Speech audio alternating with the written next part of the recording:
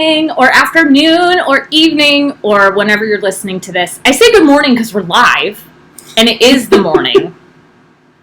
But I also realize that this video and podcast live on. There are 20 comments already? Oh my god. Holy shit. Well, hey guys. We're happy to be here. Welcome. This is we needed to read these before we got on apparently. Well, hey everybody. I love watching these trickle in. This is phenomenal before. Oh my gosh. Okay. I'm like reading comments as I'm trying to speak. Good morning. Welcome to episode 2 of season 3 of The Right Reasons. My name is Rachel. My name's Kyle. And we are husband and wife and co-founders of Wright Wellness Center. We finish each other's sandwiches. We don't say that. Anyway, we've got so much more content to get into than I thought we would at this juncture. Yeah, like this stage of Bachelor in Paradise. Yeah, wow, a lot going on. All right, so what do we?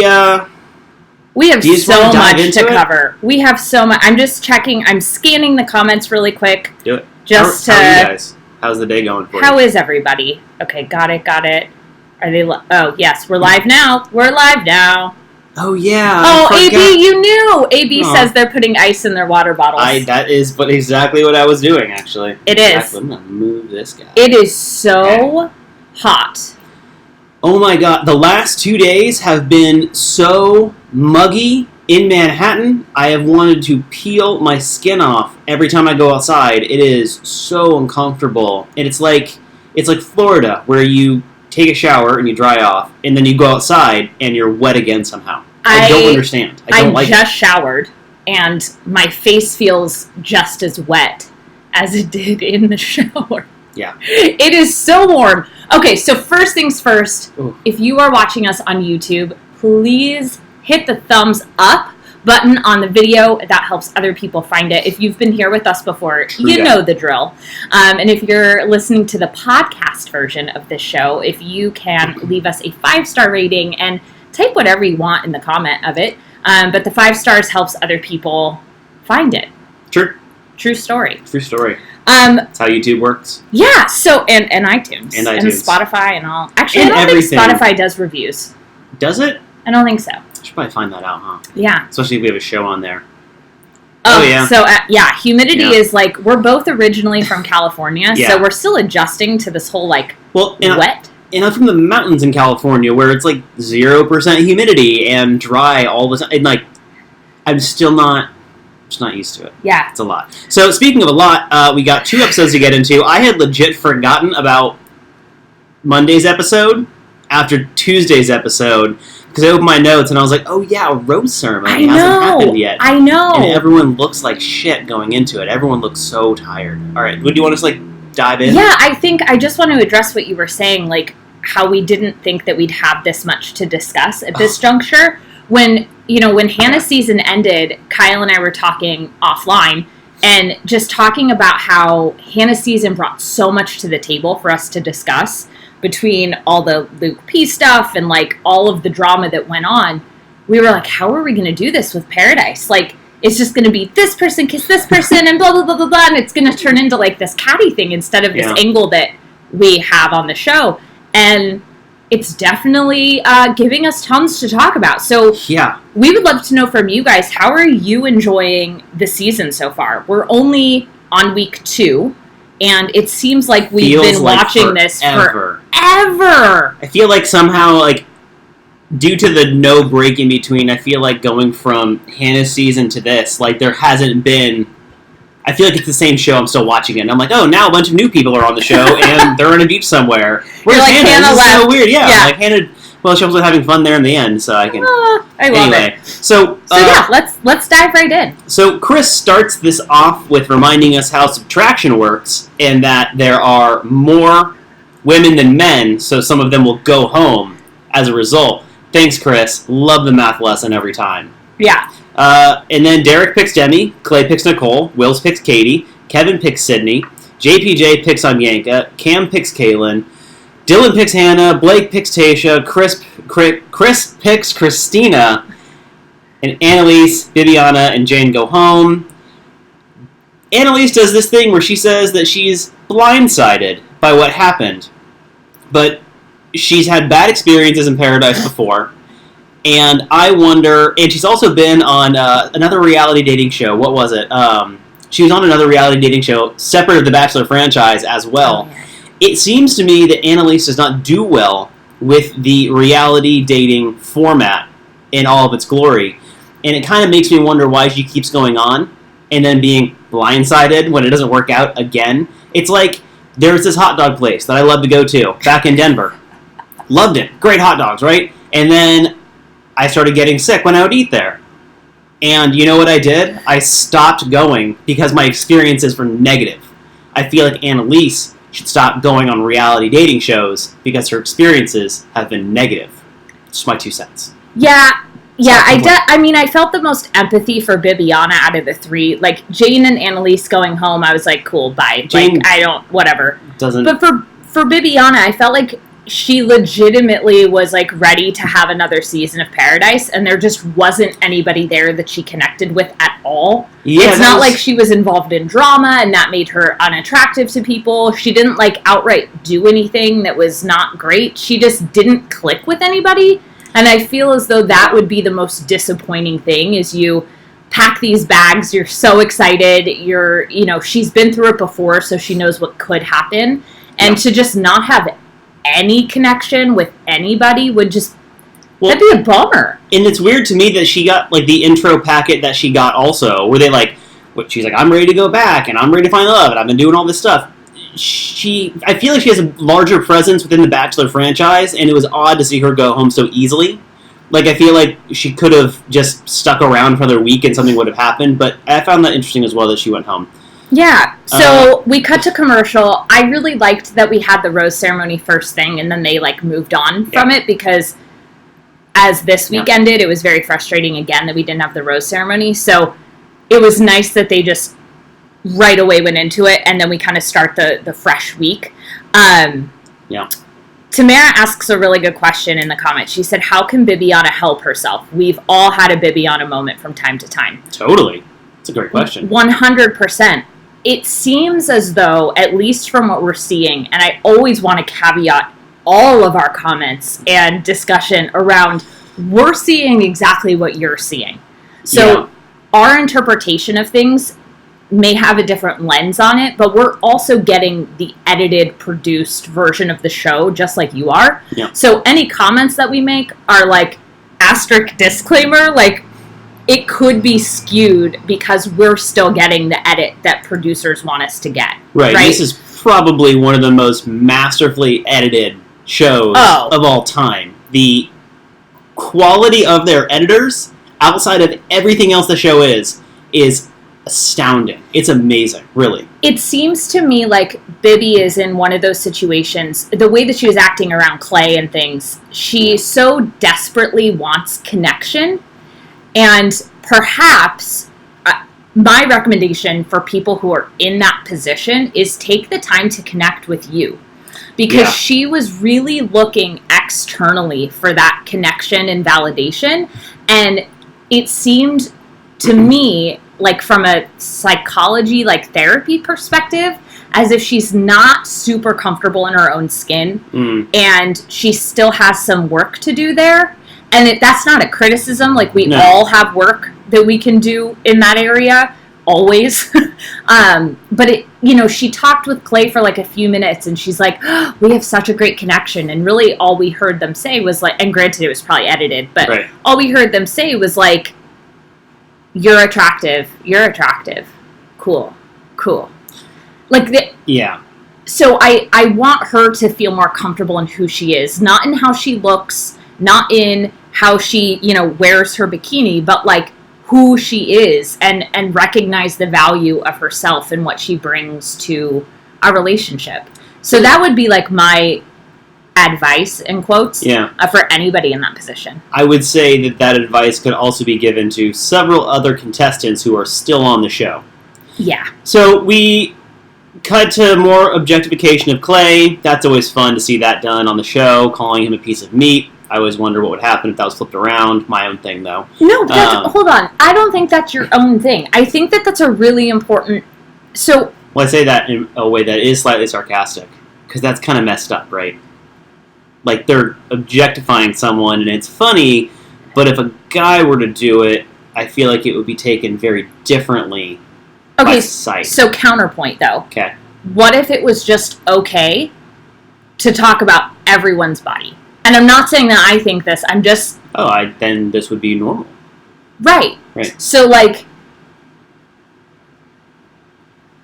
it's human nature to look at other humans and be like, wow. Yeah. That is an attractive body. Yeah. Right? So, maybe the phrasing of piece of meat, that's kind of shitty and implies that, like, it's like you could just go, like, eat it. I don't know. Like, it implies more of, like, a predatory type thing. I think that appreciating people's bodies is something that our culture is nervous to do. I feel like it would be healthier if we could. That's what I mean. Be more open about observing another physical body that we find attractive. The way in which it's done here is what I think I'm not okay with, because it is objectification, and in any way that's never really great. So I guess what I'm saying is, like, if I'm sitting at home saying, wow, Tayshia's body is gorgeous, and then I look at, I don't know, Derek, and I'm like, wow, Derek is really cute. How am I objectifying either one of them? No, you're complimenting their physical appearance. So it's simply the piece of meat that's the objectification? Yes. Okay. Yeah. I would love to know what you guys think about that. Yeah. So, sorry, a little flummy there. Anyway, we get this is a constant theme over the next episode, too. And it's something that I'm annoyed by in general, is Onyeka and Sydney are used to share spite only. All of their in the moments, there's so much content, right, being recorded on the show. They're constantly being filmed. They do tons of little in the moment interviews with producers, but theirs tends to only be criticizing other people, and maybe that's who they are, or that's all we're being shown. I wrote down, I would be pissed off that I was being portrayed as a discount villain. Yeah, Yeah. Onyeka seems to feel better about herself by putting down others, and she also really wants attention. I don't love that. Her way of getting... It's like... Okay, so the analogy that pops into my mind is, if a kid wants attention from their parents, they're going to do it one of two ways, typically. They're either going to do something really awesome to get their attention, or they're going to do something really shitty to get their attention. Mm-hmm. Typically, they do something really shitty. Yeah. Because a lot of times parents won't address the really awesome thing, but they will address the, like, you just spilled milk all over the kitchen floor. It seems like Onyeka does the adult version of spilling milk all over the kitchen floor to get attention. And I don't love that. Yeah. Like, I don't know anything about her except for she talks shit on other people.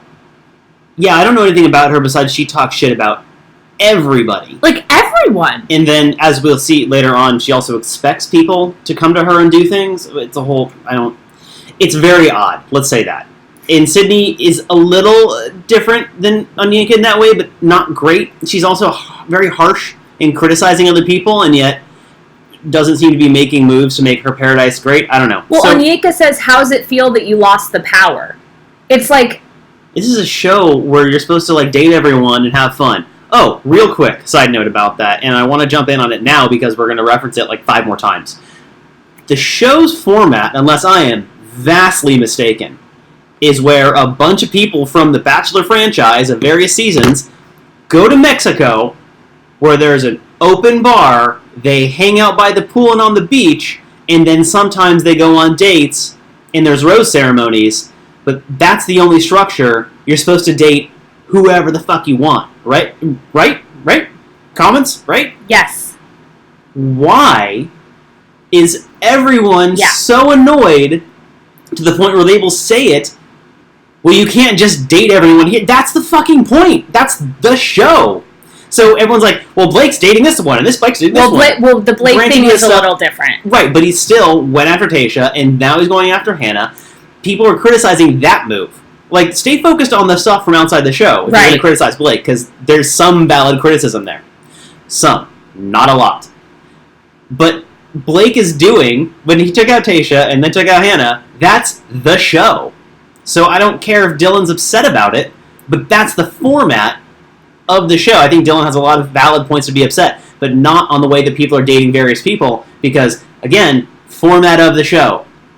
Right, yeah, and this comes up, like, multiple times throughout both episodes. Like, Nicole, for example, went on 3 different dates, and nobody's sitting there saying Nicole is... No, they're complimenting her. You're the Bachelorette of Paradise. Right. Okay. Anyway. So we'll get into it, but it seemed very strange. Like, we kept pausing it and looking at each other like do they know that this is the format of the show? Like, you're supposed to date all the people and... Like, everybody. So I don't know. Okay. I don't know. A lot of circling the episodes. So, Jordan is now on Paradise. I wrote down, I don't look forward to his constant stream of obnoxious bravado. I go back and forth with him. I mostly don't care for Jordan because of the amount of criticizing of other people's appearance that he does, on top of his stream of bravado that never ends. Calling it my beach. Some girl's going to call me daddy by the end of this. I mean, come on. That I did not like. So there are moments where I find myself chuckling at Jordan. And they're genuine chuckles. Like, I'm like, oh, that was actually funny. Those are a very small portion of the pie compared to the amount of times that he is just being mean. Yeah. And, like, calling somebody out for not having the level of, like, male model looks, whatever that means, or male model shoes or whatever. And we'll get to the Jordan and Demi thing. That felt very different to me than what we're talking about with, like, Sydney and Onyeka in their ITMs. That was more like commentary, and a few of the things, yes, in my opinion, were, like, a little too far. Yeah. But they were actually, like, kind of funny, and at times. So here's what here's what I don't like about him. He talks about women in a very objectifying way also. He says, I have to put up with their laugh forever. He's talking about how he wants someone with a nice laugh, but then he says, I have to put up with their laugh forever. I don't want to think about the person I'm supposed to be with forever in a way that to put up with something. Right. That's weird. Now, if you were to say, if I'm going to be with this person forever, their laugh better not make me want to jump off a cliff. Yeah. That would be an extreme thing, but not, I have to put up with it. Like, I get the sentiment of what he's saying, and I appreciate the fact that he's, like, looking in the big picture. Yeah, Inda, I agree with you. His sayings are ridiculous. Part of me hopes he's not for real and just providing entertainment. Nate. Totally. Like, there's a part of me that is like, you are such a character, and I totally understand why the show puts him on, because, like, he's great TV. Right. There's just, he toes the line. Like, it's just a little too far sometimes. Well, yeah, and I wish that he would stick to being the smarter person that he is, because as we have seen before, like at the Men Tell All, for example, he's super quick on his feet. The guy is witty and very sharp. Like, he's an intelligent person. However, uses his intelligence to criticize people a lot, and it's just weird. Tamara in the chat just said, have you heard Jordan's laugh? It'll make you want to jump off a cliff. Oh, that tickled me, Tamara. Okay, so, of course, Jordan is immediately drawn to Hannah because they're both, like, blonde and shiny and models, which they mentioned 5 times. So what I love is watching all of the guys or the girls or whatever, like, cluster together, being like, ooh, who's talking? Like, that's kind of my favorite aspect of the show, is watching how the rest of the group interacts while 2 people are off talking. It's kind of like high school. And it is, but, like, with adults that are it's very weird. And Hannah is actually super honest with Jordan. The conversation goes really well between the 2 of them. Yeah. And at this moment, I wrote down, Kaelin seems to be jealous of Hannah. And I don't know what that's about, or if that's real or not. And I don't even remember why I wrote that down right now, because we saw 4 hours of content, and this was within the first, 20 minutes of the first hour. But I'm wondering, now that I reread my notes, I wonder how that dynamic is playing into Kaelin watching Hannah be, the main person that people are after. It reminds me of when Jade was on Bachelor in Paradise. Everyone wanted to be with her. Everyone wanted to be with her. And, obviously Tanner, for better or for worse, ended up with her. Yes, and Kaelin was also jealous of Hannah Brown. I think that Kaelin is one of those people, and we're going to get into this when we talk about her dates, but Kaelin is one of those people that I think inherently is a good person. She is so insecure, and her lack of sense of self leads her to project all of her feelings about her onto other people, and it creates people disliking her because nobody wants that. But I think it's coming from a place of deep woundedness and insecurity. Yeah, and that'll come up later too, especially with her. So as this episode goes on, it's a really boring start. I wrote down, I'm bored. Because we're getting a supercut of Jordan explaining everything we know about Blake and Kaelin and Tayshia and Hannah. I don't care about his reaction to it. And there's legit 10 minutes of him explaining what we already know. I don't care. So Jordan asks out Hannah after a commercial break. Everyone does a terrible job comforting Dylan, who really has a rough time. However, it's a lot of his own doing as well. So that's interesting for me. One of the things that happened just right before the commercial I wanted to talk about. Yeah. Nicole talks about how she's a writer. Oh, yeah. And in that moment, I was like, dude, we don't know anything about these people. No. Did you guys know that Nicole was a writer? I want to know these things about these people. She came across so one-dimensional to me during Colton season. Obviously, because of the edit, we acknowledge that.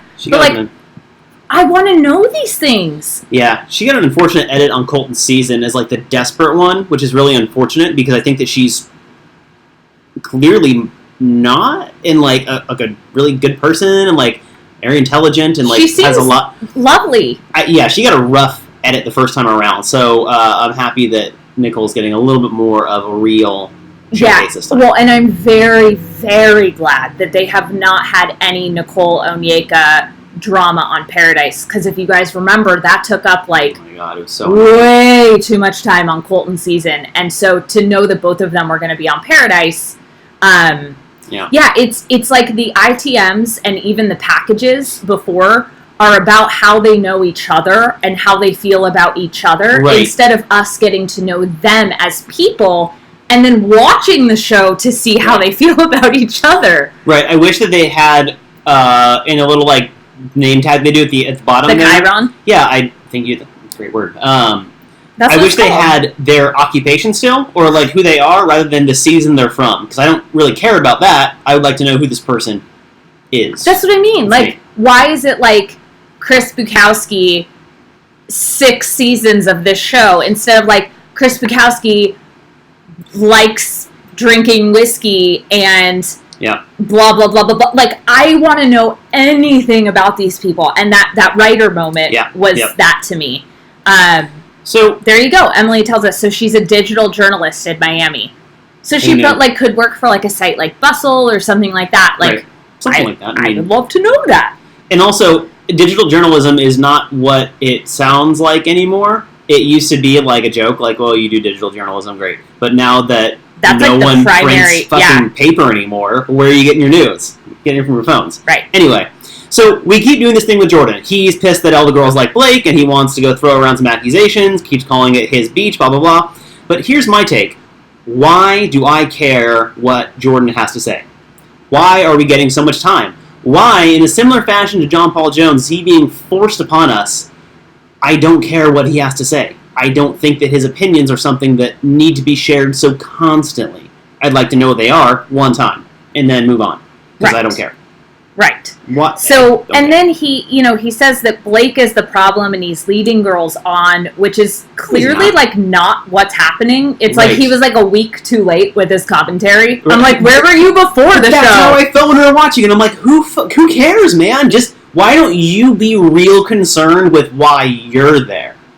Not with anyone else. And that's also a theme of this entire season so far is, why is everyone so concerned with everybody else? Like, maybe do what you'd like to do.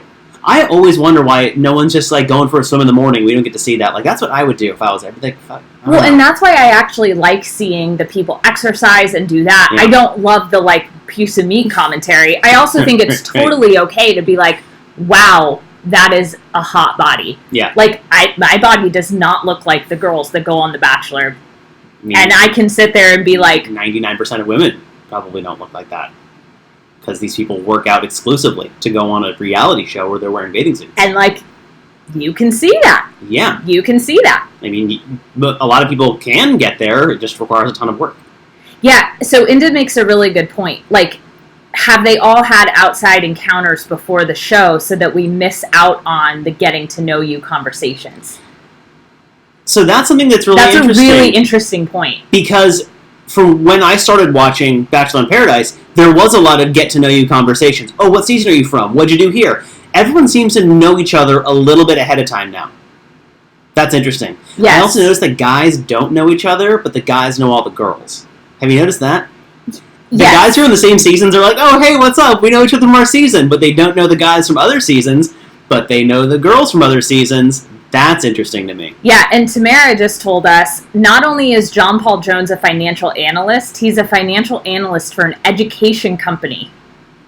So we'll get into John Paul Jones when we get into the 4th episode. I have so much to say. So, yeah, okay. Back on track. So Hannah ends up saying no to Jordan and goes back to tell Dylan, hey, I told Jordan I'm not interested in going on the date. And then Sydney says that there are red flags. Sydney is talking about Hannah and Dylan. Yes. She takes time to be critical for no reason. And she basically describes the format of Paradise, saying that they're Hannah's red flags, which is interesting. And Jordan's ego is really bruised from getting rejected. We all know that Jordan has a giant ego. What?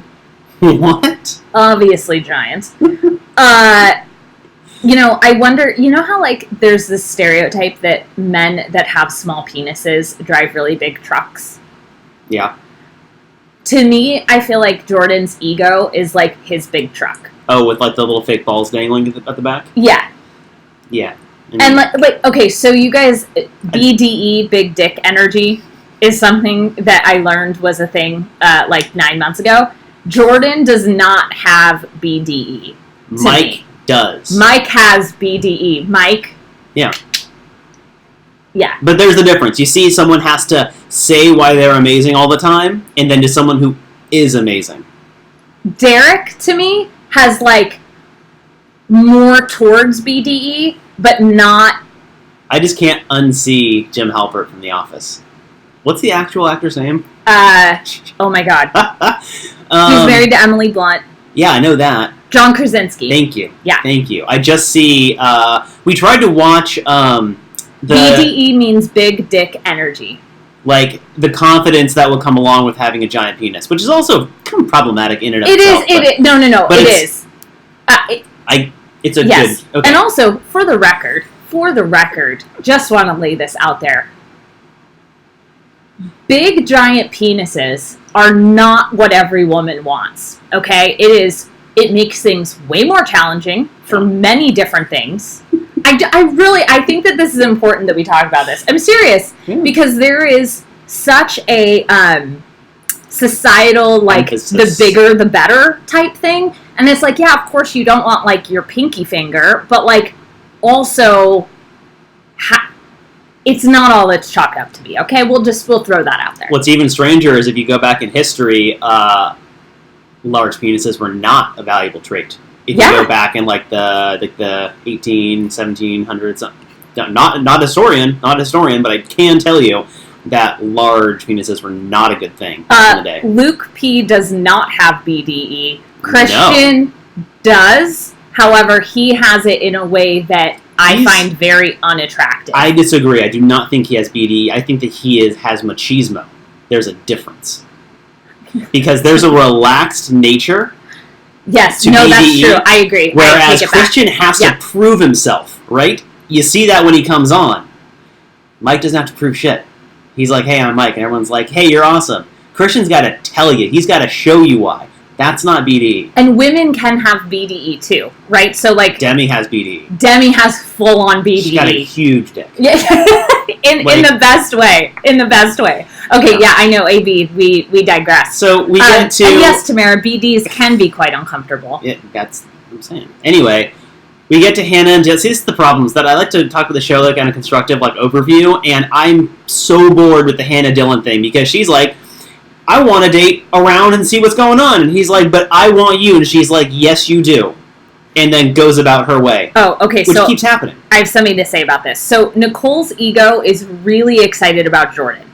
She says that she hopes that Clay sees that she's a hot commodity and gets jealous. Yeah, This is not healthy. That's not cool. What up? That is not healthy. So it's human nature to want your partner to know that, like, you are actively choosing them because you want to be. So, like, for example, when Kyle and I were dating, I wanted Kyle to understand that, like, I was choosing him because I was choosing him, not because other people didn't want to be with me. Right? He wasn't just, like, a default choice. Right. And I think that that's a normal want and desire. It is not healthy to make your potential partner feel jealous by being like, well, let me walk in front of Kyle with this other person to make him feel that there's a difference there. Yeah, it's weird. So Clay's obviously a little irritated by this, but he tries to use sports metaphor to like talk himself down a little bit. And it's the uncomfortable thing that guys do when it's very evident to me watching this. He just wants to be like, my feelings are hurt by this. But you can't just say it, unfortunately. Like, guys have a hard time saying it. I mean, can you talk about that for a minute? Because you talk a lot about this on your solo podcast, but I think it's really important to bring it. For those of you who don't know, Kyle has a podcast by himself. It's called Masculinity on the Rocks. And he brings his bartending background into, like, modern masculinity and talks a lot about things like this. So I just want your take on it. Thanks. Yeah. The podcast is available on iTunes. It is currently on hiatus. I'm going to do it in seasons, I think. I haven't really come to figure out how I want. 20 episodes, really good. Anyway, here's the thing. So, Clay suffers from the same thing that a lot of guys do, where it's been taught societally that it's not okay to show your feelings if you're a guy. Especially if you're an athlete. Yeah. Which he is. And which is evident due to the tons of exercise and the football career and all this stuff. Because of that, he's comes off almost emotionless from time to time. Like, he's very, very not repressed, but closed off to his emotions. He accesses them on some level. It's very clear that he's a very sensitive, emotional person. But there's a disconnect to the way that he acts. And I think a lot of guys are stuck in this limbo because our society is changing. Women want men who are emotionally accessible. Yet, the way that guys are raised is still with this 1950s archetype of emotionless. If you cry playing football, you are a pussy. And that is a thing that I was told growing up. And, like, in soccer instead of football, whatever, doesn't matter. But that's a thing that sticks with you. You're very impressionable at a young age. And that's reinforced over and over and over again. So, Emily, I think it's on Spotify. I don't know. It should be if it isn't. Right. If it's not, we'll make it up. I'll double check. So this is the issue with Clay, is that he wants to say, I think that my feelings are hurt by this. This sucks. But instead, I'm scared. I'm jealous. He turns to sports metaphor. I wish I'd written some of them down, but it's effective to use sports metaphor and analogy to kind of hide behind, because our culture really relies, especially the English language, relies a lot on metaphor and analogy, which is why it's so confusing to people who don't speak English right away, who it's not their native language. I mean, it's even difficult for us. So I think that Clay is kind of stuck in between that. AB, I agree with you, and it plays in later on. We have heard people talk about the stereotypes of being angry and black on the show before, and I think that Clay is very aware of that, especially due to his size. So I think which is a horrible stereotype. It's a terrible stereotype. And so I think that we'll talk about that a little bit later. I think that Clay, were he slightly more in touch and able to access his emotions and share them, I think that a lot would change for him on the show, and I think that he's struggling with that. Yeah. So anyway. Yeah, so instead of Clay being able to say, I feel sad, I feel hurt, I feel jealous, I'm scared she won't want to be with me, he uses analogies that are about sports. Yeah, and says it's the name of the game. Like if someone tackles me, that's part of the game. I'm not mad at him for tackling me. You can be. It's just how you go on from it. Like, if someone tackles you, if you're not expecting it, you get taken out, you can be pissed at that person, but it's all about how you approach it. So, not being, like, I think it would be so much healthier in that situation for him to be like, I'm pissed by this, but I need to let her do her thing, and, like, I can't hang on to this, or else I'm going to be not fun to be with when she comes back. Yeah, and I agree that Mike, this was brought up in the chat, Mike is also afraid to be labeled that. I think any person of color is afraid to be put into a horrible stereotype. Yeah. And, you know, it's important, to understand that, like, okay, so obviously I have red hair. Like, I'm a white woman in America. I'm not going to understand what it's like to be a black male. I don't understand what it's like to be a male. I can hear stories. I can empathize.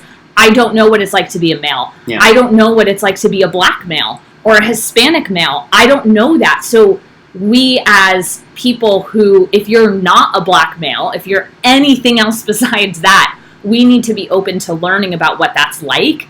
And that will help our world get rid of these stereotypes that have been perpetuated for so long. Right. And so I love that this is coming up, because we need to understand that we cannot sit here and say, well, I know what that's like. Yeah. No, we don't.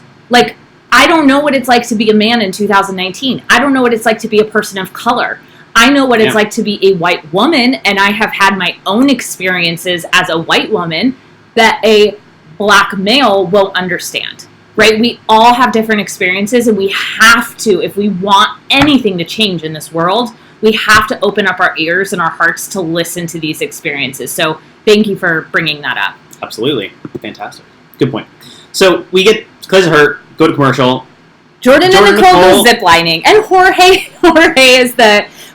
Torres is, I think, the name of his company. Yeah. And he sets up the date. And after they zipline, Jorge tells them that he lost his virginity at the same in this section of the jungle, which was like, so not information I needed to know from Jorge. And Jordan and Nicole's conversation is largely forgettable. They share some stuff. She really downplays her relationship with Clay, which I was annoyed by. Like, what she said to Jordan is not what their relationship was. It is much farther progressed than that in, like, the 2 days they've been there. But still, she downplays her relationship with Clay, which I find an interesting choice. There's some confusing things that she says about Blake. We get a supercut of Blake being sad. Pause. Oh, yeah, the Blake stuff? Hold on. Gotta address something. Hold on. There's a lot of addressing in this episode. Why? Okay, Jordan and Nicole are on a date. Purpose of date, figure out, Jordan and Nicole, if you want to date each other. Why are you talking about Blake? What the actual fuck does Blake have to do with either one of them? Nicole, not part of the Blake drama. Jordan, not part of the Blake drama. Why? Why? I don't know. And frankly, as a viewer, I started this whole Blake journey off being a little critical, but also understanding of Blake. Okay. But also understanding the situation. I think that him releasing the text messages about Kaelin, or from Kaelin, was the only way he could possibly save his character in the show, because he's being openly attacked from all sides. Well, his character is being attacked. It's like, it wasn't even that he said, she said. It was like his character and his values. We will talk about, by the way, I know the chat is blowing up about Latino machismo. We're going to get to that later in the episode. Yeah. So I started off a little critical of Blake, like, you kind of fucked yourself on this one, buddy, which you did. The thing is, though, is that now I feel bad for him because of the amount of shit talking that is constantly about him when he's not there. and coming from a few people who can't seem to let it go. Here's the crazy thing to me, is that by the end of episode 4, Christina hasn't said a thing about Blake anymore. Yep. It is all coming from the people. Anyway, so while they're on the date, Nicole and Jordan, we get to see you get to see Blake being sad, talking about Hannah a little bit. So more people talking about Blake behind his back and character attacking without knowing what's happening. Caelynn is fully involved in the center of people talking shit about Blake. So she is on the show, knowing that she's lying, getting everyone all hyped up about how bad Blake is. Not fully lying. Well, she is openly lying. She's lying about it. Yes.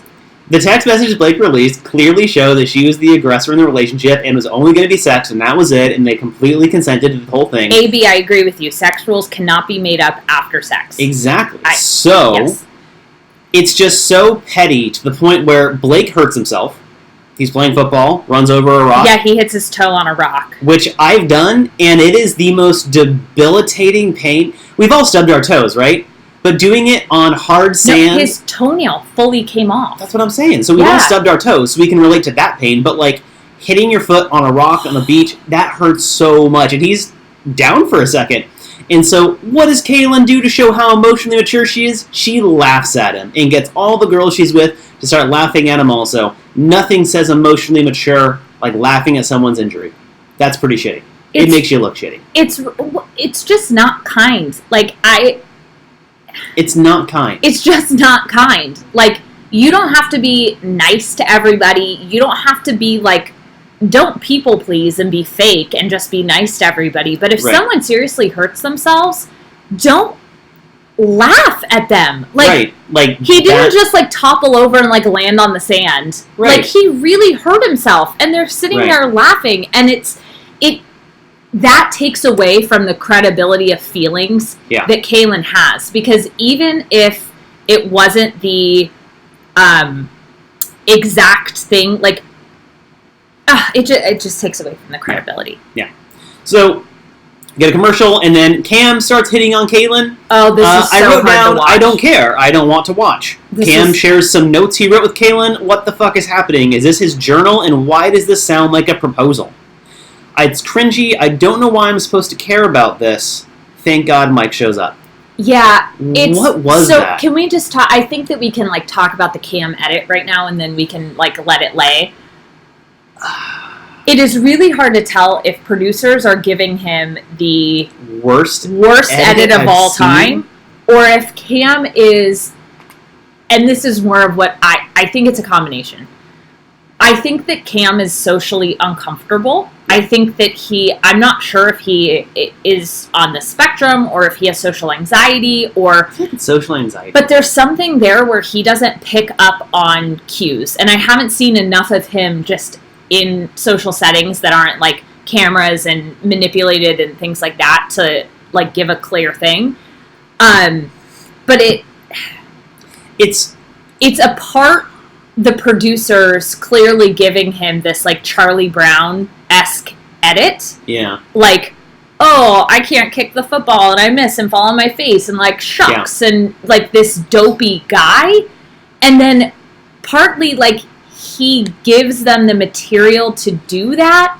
Yeah. And he doesn't seem, like, when he's talking to Kaelin, he legitimately seems delusional.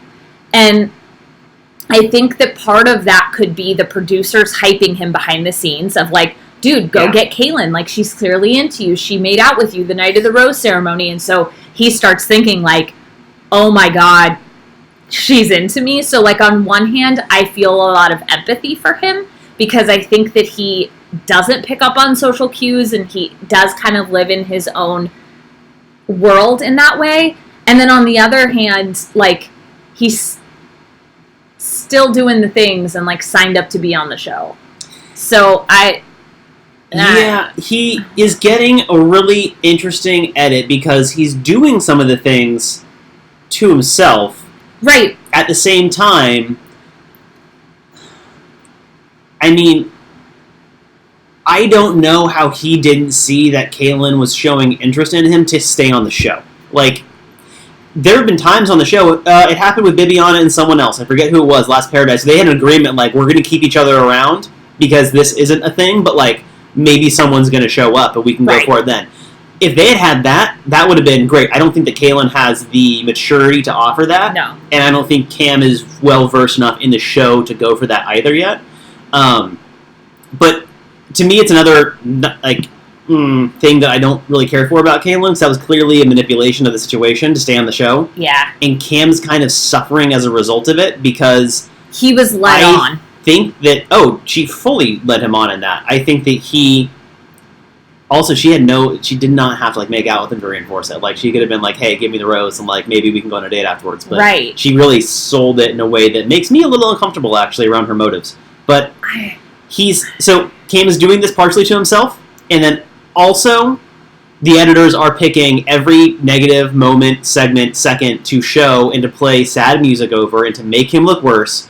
And it's so much time. Like, we get it. We understand. He's having a hard time connecting with people. However, I also, in the group shots, do not see him engaging with the group. So, that's part of it. That's kind of like how, when Onyeka is like, well, no one seems to be making it my time. No one's making me a priority. You're always talking to Sydney. You're not with the group. You're not doing stuff. No shit, no one wants to talk to you. You're not talking to them. So there's a little bit of personal responsibility in terms of making yourself available, and I don't see Cam doing that very often. Who's to say? I think that he could get a little bit of an easier break. I think that they're not sure what to do with these 2 episodes due to Blake kind of not being the focus, which I'm frankly pretty thankful for. It totally. And, I think that, like, we saw a desperation with Carly and Evan in a past Paradise, right? Like, she was so repulsed by Evan, and now they're married and have children, and, like, I think that seeing things like that, or Ashley and Jared even, right? Like, I think people that are wired more like Cam see that, and then are like, he thinks that could happen for me. And so he goes on the show with the hopes that he's going to find his Carly or find his Jared, you know, in the Ashley situation. So, I want to... Yeah. No, go ahead. Well, I want to address one thing. Cam says... So this is the part where Cam is doing this to himself. So he gets this in the moment, and he blames Mike for when he went home on The Bachelorette, because he said Mike called him into question in his story about all of his illnesses and all the bad stuff that happened to him. So let's go back a second. He's on the season with Hannah, and he just starts out of nowhere sharing a very long story of a series of negative things that happened to him over an extended period of time. And it goes on, and the producers also did this to him, where it sounds fake after a while. He's like, and then my dog died on the day that I had, like, cancer, and, like, this happened, and this happened, and this happened. It was really edited, though. It was heavily edited. We don't really know what happened. And all we know is that he just dump trucked on her all this stuff. And Mike observed that, and he said, that seems really odd that he just says all these things kind of out of the blue. And out of nowhere, it seems like he's trying to stay on the show by, like, telling a sad story. He didn't argue, from my memory at least, that it was a bunch of lies. He called into question the way it was done and the timing of it. And that's what I thought also. And so Cam blaming Mike is him playing the victim in his already sad story. Right. You know what I mean? It's just you're doing it to yourself at this point. Well, and it's not, as somebody in the comments was saying, like, it's not attractive to be desperate. And I think the comment was, women don't find desperation attractive. No one finds desperation attractive. I don't find desperation attractive. Forget gender. Like, nobody finds that attractive. I will say, Evan was just as bad. Like, go rewatch that, because it's not that Cam is different from Evan. They're actually quite similar in the way that they presented. I do think that Cam is not in a mental place to fully thrive on a show like this, and I find it a little irresponsible for them putting him in this environment when, like, clearly it's not his type of thing. But I get that it's a TV show, and there's nothing, like, overtly wrong. I do think that he needs to go home soon, and I want to give him, like, a hug and have him be a client, because I want to help him so badly. Oh yeah, you've been through some stuff, man. Yeah. I'll talk to you. But give you a hug. Okay, so that's that. So we go along. Mike shows up. Mike all the girls. says Mike Johnson doesn't quit. Not in the military, not anywhere else. Mike, I fucking love you, man. So Mike shows up. The girls cheer, more or less. I noticed that at this point, Derek, Chris, and Wills haven't been on the episode. Yeah, we were like, oh, they're still on the show. So they show up. Kaelin makes it very known that she is in no way, shape, or form attached to Cam. Shocking. Only for Cam, however. I know. And then Onyanka decides to start showering some compliments around Mike. She says he has good intentions. And I wondered why she switched from talking shit about everybody to all of a sudden showering, saying Mike has good intentions with being on the show. Like, you don't know that. You don't know him. Anyway, Mike takes Kaelin on a date. She laughs like she wins a prize. That's what I wrote when that happened. Oh, that's interesting. She did laugh like she won a prize. So Cam is sad. Onyanka is sad. They're both sad. It's hard to find love. I wrote down, maybe if you were interested in your own stuff instead of everybody else's, you'd find somebody. So Cam says, quote, I don't know if Mike is here to give Kaelin the world, but I was born to be a husband. I was born to be a father. That's a weird thing to choose to think you're born to do. You're born to do whatever the fuck you want. So, but here, again, it comes back to so many of these people are not comfortable with their sense of self. Yeah. You need to be comfortable as Cam. You were born to be Cam. You were born to be Kaelin. I was born to be Rachel. He was like, we're all born to be ourselves. And then once we're whole as ourselves, and yes, we constantly grow and explore, but once we're comfortable as us, then we can be a partner to somebody else. Right. So this whole idea of like, I was born to be somebody else's other half, air quotes for podcast listeners, other half, it's not healthy. It's this horrible idea that like we complete each other as other people. That is not true. And if a relationship is based off of that, it's not going to go well. Yeah. Yeah, it's it's interesting, the choices that they make. And saying that you're born to be someone, I don't know. Janine, I feel the same way. Janine asks, how do you feel about a woman saying she was born to be a mother? Same way. Same way. Because here's the thing. You were born to be capable. You can say being a mother is something that I have wanted my whole life, and I know is a big part of who I am. But we as human beings cannot have a role define who we are. It is a very slippery slope, because let's say you say I was born to be a mother. That is my only purpose on this earth.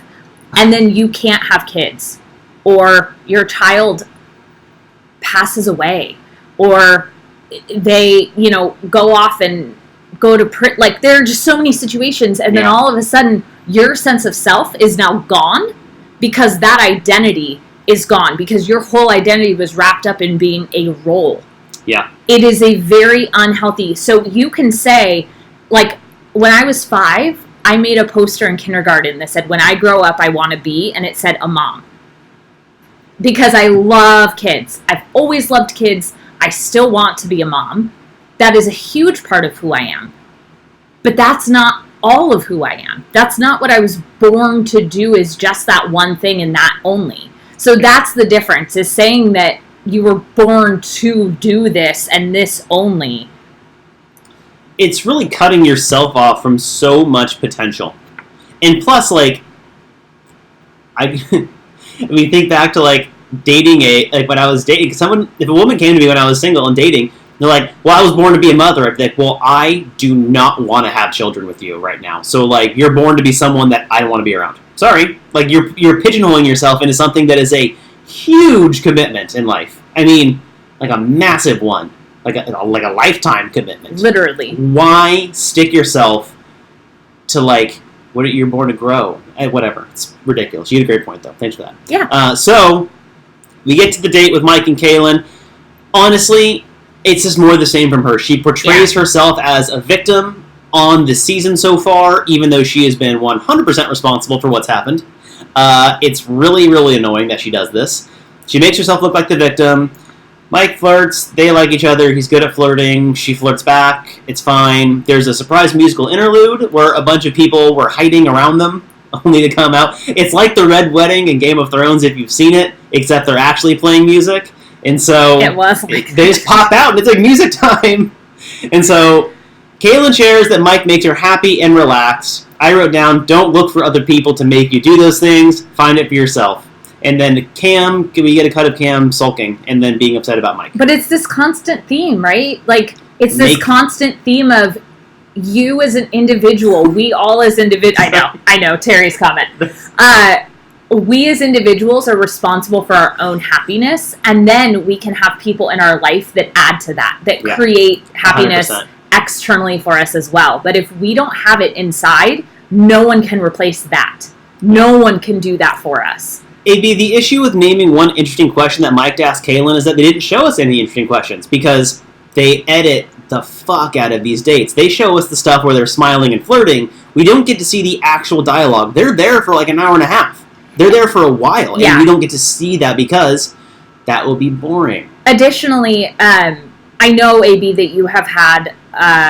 AB is one of our frequent viewers, by the way. If you're listening on the podcast and you're like, who the fuck are they talking about? AB is somebody who's here with us live a lot. And AB, I know that Mike has been somebody for you that you don't necessarily love. And I think that because you haven't liked him, you're looking for things, and we all do this, by the way, but you're looking for things to validate that, and that's called confirmation bias, right? So if we go into a restaurant and we're like, this place is gonna fucking suck, we're gonna subconsciously and consciously look for everything to validate that this is gonna suck. Whereas if we go in saying this is going to be amazing, we'll actually do the same thing sometimes and not look at the things that do suck because we're looking for all of the things that are amazing. Yeah, we want to find the positives. Instead of approaching it with a neutral perspective of it could be great, it could be not great, I'm just going to look. Yeah. So I want to try to encourage you to look at, and this is really like however anybody wants to take it, try to look at it neutrally and look for the things that you do like and you don't like, because it's okay if you don't like him or don't find him interesting. I happen to find him interesting and charismatic, and I've also watched his Insta stories, right? And I've seen him in interviews, so I have other pieces of content aside from what I'm being given on the show to say that.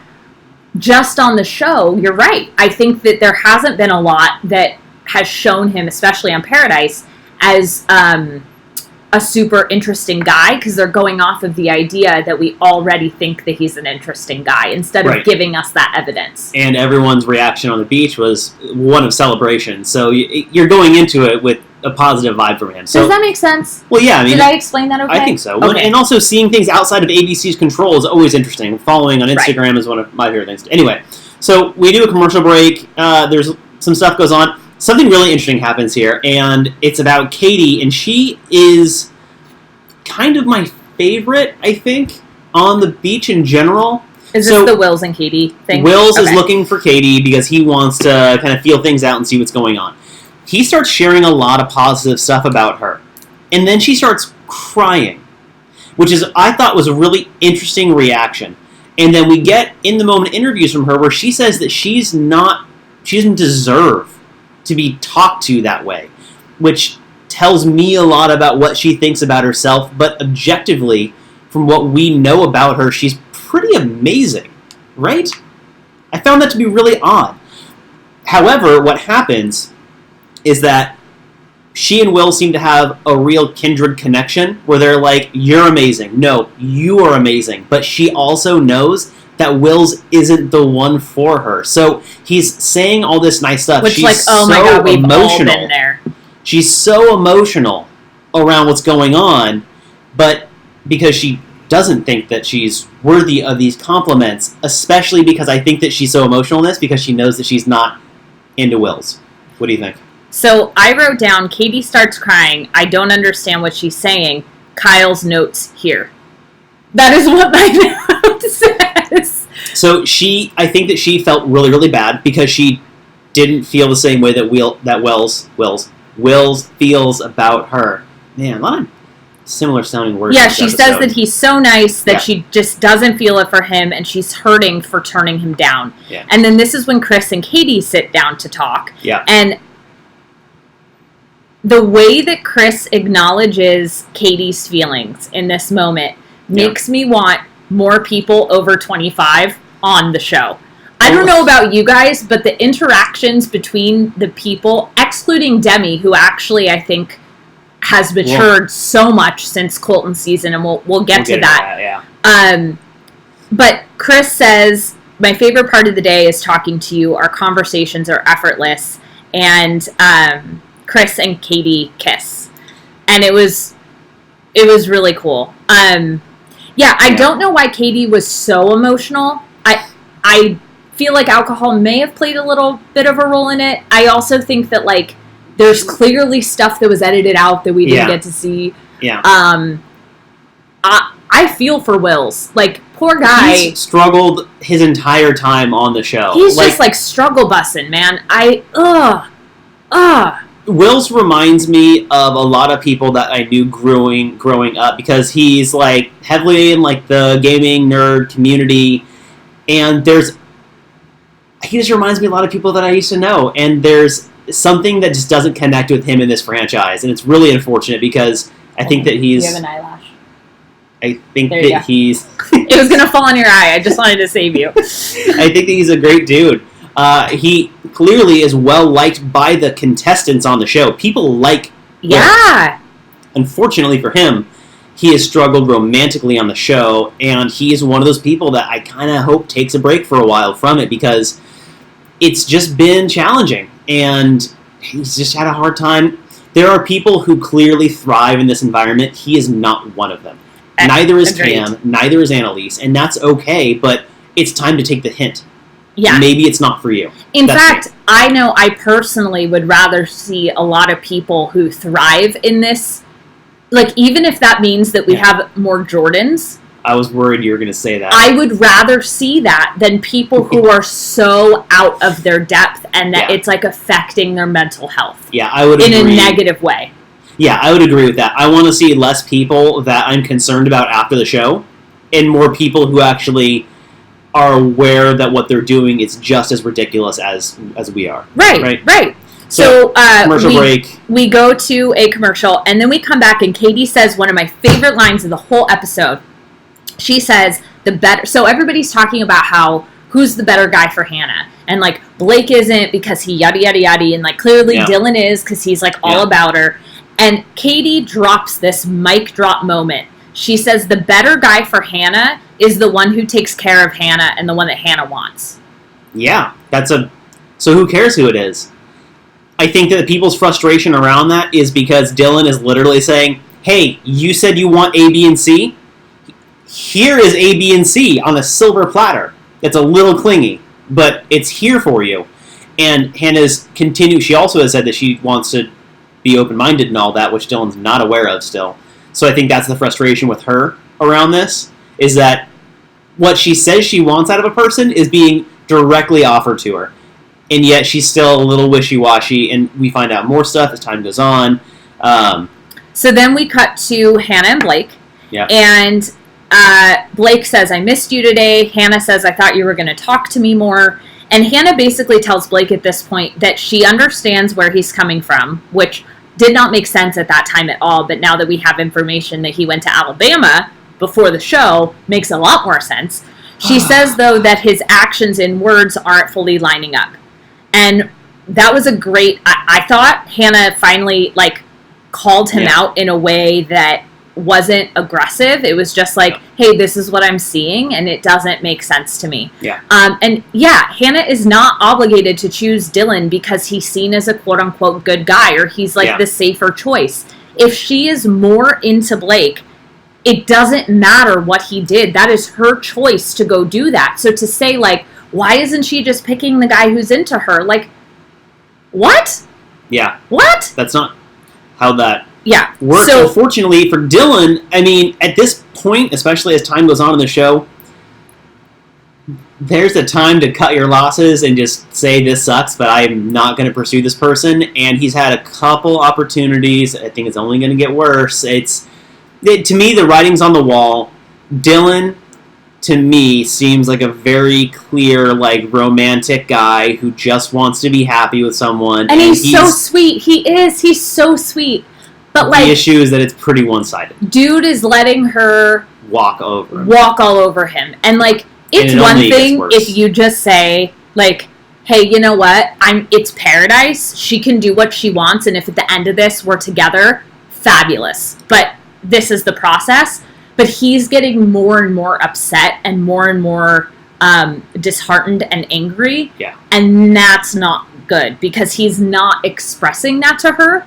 He's keeping that inside, at least at this point. So Blake tells her that he doesn't want a relationship just down on the beach, that he wants a relationship that lasts past paradise.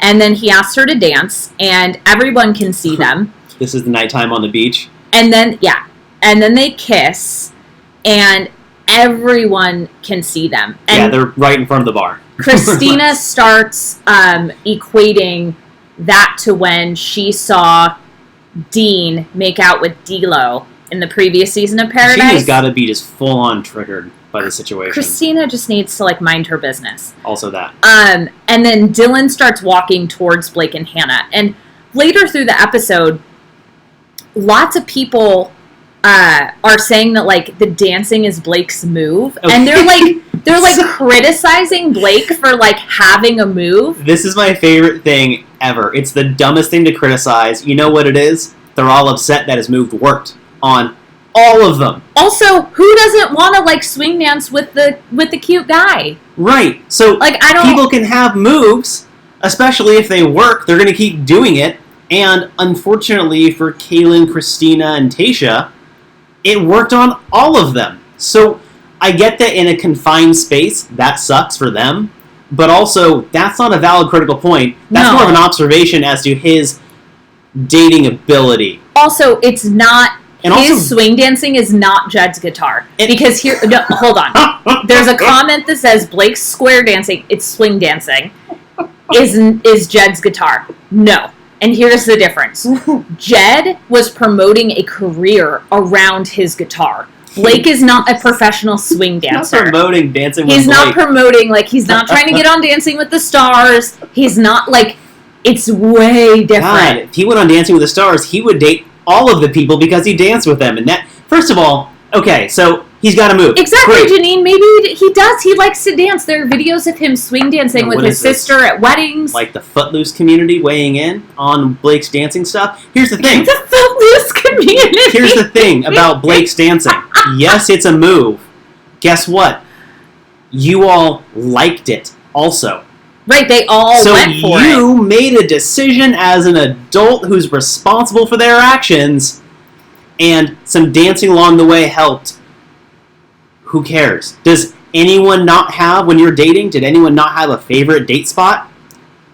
Right. Same thing. Someone asking the question, Tamara asks, Kyle, what would you do if you were in Dylan's position at this point? Well, I'm a very different person than Dylan. I wouldn't be on the show. But if I was trapped on an island in a dating scenario in this group, at this point, with the person that I am, I would tell Hannah that's it. Clearly, she and I have differing views on what we... Would it be an ultimatum? Oh, it wouldn't be an ultimatum. It would be a decision that had been made that I would present to her. Be like, hey, listen, you clearly are open to dating multiple people. I started this out really having a thing for you. I just don't want to keep waiting while you make your mind up. So I'm going to take my ball and leave. Like, unfortunately, that's the thing is that if me in the situation is consistently getting hurt by the situation, remove yourself from the situation. Is it going to be sad? Yes. Is his heart going to hurt for a while? Also, yes. It's going to happen regardless of what happens. So, like, take control of the situation, remove yourself. Well, and take personal responsibility. Absolutely. Like, if you don't like what's happening, remove yourself. Don't require Hannah to change what she's doing and then blame her for your feelings. If Hannah's going and talking to various dudes and dancing with them, you know what you could do? You could go dance with another girl who's trying to figure out who they're going to give their rose to. Make it known that if she's going to play that way, you are also. And if that's not in your integrity, then do something that is in your integrity. Just stop suffering. Yeah. Stop choosing suffering. Janine says that would be a much more attractive reaction. And I agree. Like, if I were in Hannah, if Kyle did that and I were in Hannah's shoes, if I truly liked Kyle, you guys know what I mean, I would be like, oh, shit. He, like, looks out for himself. He takes care of himself. This is attractive to me. Yeah. And, yeah, if Dancing with the Stars is the real goal for Blake, he duped us all. I really don't think it is, but, like, that would actually be really funny. And clearly he would sleep with the entire cast. So I need to address something in the comments. AB says, if Dylan had balls, he would turn down Hannah G's rose. AB, first of all, thank you for being here with us all the time. I really do appreciate it. It's a good conversation. Can you rephrase that comment to be not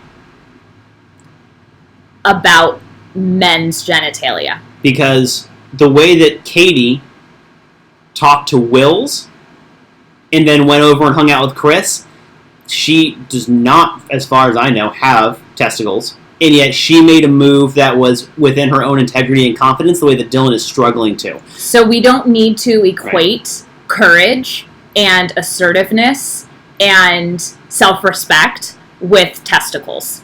And it's something that, and I'm not blaming you, AB, at all. I think that this is something that our society has put out there. Like, you know, if you have the cojones to do something right, like we all have different versions of this.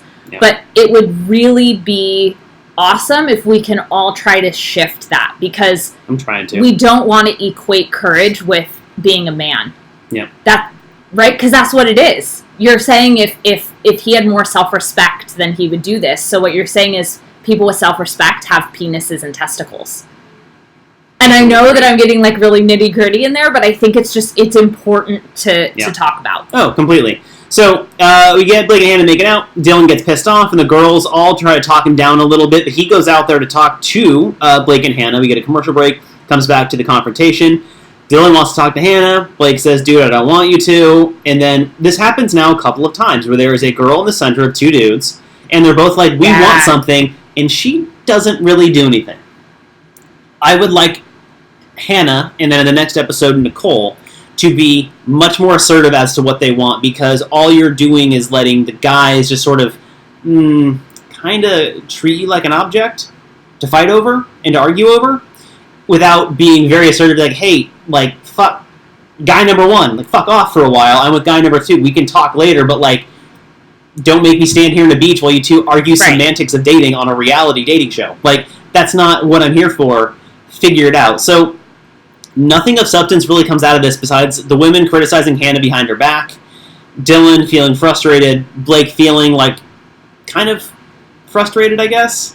Yeah. It just kind of ends up... The way that it ends is Dylan walks back, he says that he's hurt, and Derek reminds him to tell her, which I thought was so good. Mm-hmm. Derek is like, dude, if you're hurt, you need to tell Hannah. Like, don't tell us. I mean, you can tell us, but like, it's not going to make an impact. Yeah. And that is the end of the first episode. Woo! Woo! Okay, so let's just take a break. Let's stretch. Move the shoulders. These little peppermint balls. What I would love from all of you during this break is just a reminder that if you're watching this on YouTube, to give this video a thumbs up. It helps other people find it. And yes, you have to be signed in to do that. And it's so annoying sometimes. I know, it's kind of a pain in the ass. And then YouTube's like, you want to see a free trial for some bullshit? And you're like, no! You're like, every time, I'm no! I'm just trying to watch this video. Do you want to see this new parental control? I don't have kids! Like, what's the deal? It's so annoying. Cannot stand the way YouTube functions. Okay, so, episode 4, Bachelor in Paradise, last night's episode. We start with John Paul Jones is asleep in the pool. We went through a very interesting journey with John Paul Jones in this episode. I'm still at this juncture of watching it because we go through it chronologically like you do when you're watching, because it's a recap show we're on. Still don't know why I'm supposed to like John Paul Jones. He says his name a lot in all 3 words, and he sounds different than most people I've met. He sounds like Crush from Finding Nemo, as Rachel accurately pointed out earlier. Has anyone been to a California Adventure, which is Disneyland's second park in Anaheim? There is this, like, meet and greet with Crush where there's somebody in the back, like, controlling the animated Crush on the screen, and Crush talks to the kids in the room. So he'll be like, whoa, bro, like, cool bow in your hair, I see. And the kids are like, oh my God, Crush is talking to me. What I wrote down is that John Paul Jones needs to go work at this Crush meet and greet because he sounds exactly like Crush in Finding Nemo. Yeah, no, like actually that, though. So he's asleep in a pool, which is confusing. So this is something that now becomes part of the theme of this episode. And Emily, I agree. I can't believe that was an entire episode. So the Bachelor our Bachelor in Paradise recaps are longer. We're aware of it. We're trying to move through. But, you know, if Nick Viall's episode's like 2 hours, we're going to go 2 hours ago. Anyway, so we start talking about... Wait, is Nick Viall's podcast our standard of length now? I mean... Most of them are. That's just the one that came to mind this morning. Oh, that's funny. It's 4 hours of content. It's so hard to recap. 4 fucking hours of content. So, this is the beginning of the dialogue around Demi and Derek. Yes. And I find it very interesting because I will go out of my way to acknowledge I trash talk Demi so much on Colton's season. We both did. I also now understand why. Is that as the show continues on, we'll talk more about it as we get into it, who Demi was then and who she is now, different people. The same way that Hannah Brown was different on Colton's season to the Bachelorette Hannah at the end, different people. And I know that sounds like a very short amount of time to make drastic changes, but that shows the value of working on yourself. And when you really look internally and start doing the effort to figure yourself out and to be more comfortable within the confines of your own head. And in your body. A lot changes. And the way that Demi talks, the way she observes the world is not, she said 23, doesn't seem like that anymore. When she was on Colton's season, way different. The way she is now, I'm very impressed with. And it makes sense because who is she with? Someone who is 32 years old. There's almost a decade in between them, and they are communicating probably healthier than I've seen most people on this show in totality communicate. It's really fascinating, and it's a testament to the work that she has done to try to understand herself better. So we're going to get into their conversation, obviously, when it happened in the episode. But leading up to that conversation, he acknowledges that things are hot and cold between them. Yes. And she is talking to Katie about why that's happening. So Derek is obviously experiencing the hot and cold. He's not, like, imagining it. Yeah. But he also acknowledges that nothing has been explicitly said to give him an idea either way. It's more of just an energy and a feeling. Mm-hmm. And Demi is talking to Katie about how she's basically going crazy. She tells Katie about the girl at home in LA and that she doesn't want anybody to get hurt, but she can't stop thinking about the girl. Mm-hmm. And Demi says that she's afraid to tell everybody that essentially that she identifies as queer because, and again, if you listen to last week's episode, we talk about the LGBTQ community reclaiming that word. So if you want to talk about that, that was last week we discussed it. Mm-hmm. She's afraid that people will change their minds about her. Yep. And Demi said that she's been scared to tell her parents that she likes both boys and girls, which is how she phrases it, for a long time, and that she recently did. And she said, quote, "I'm tired of being tough Demi. Demigod is a shield, and there's another person in me. This is about embracing that side of me." And I thought that this conversation between Demi and Katie was so healthy. Yeah. Katie clearly cares a lot about her. They both get choked up. She's like my favorite, though. I know, Katie's the best. Right? They have a really, really wonderful conversation. Yeah. And Demi's... I know I personally relate to Demi's struggles. I relate to Demi's fear around expressing herself and being who she is and having people not be able to kind of put like how they've experienced her and then how she's saying and like put them together.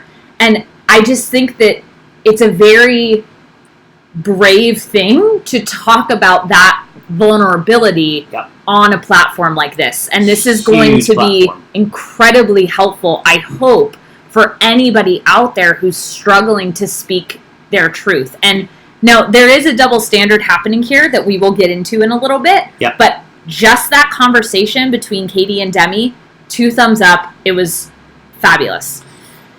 Yeah. I think we can just do the double standard thing really quickly, actually. Well, so, can we go? I want to go in order. All right, fine. Because I wrote down notes about it. Got it. And I'm not there yet.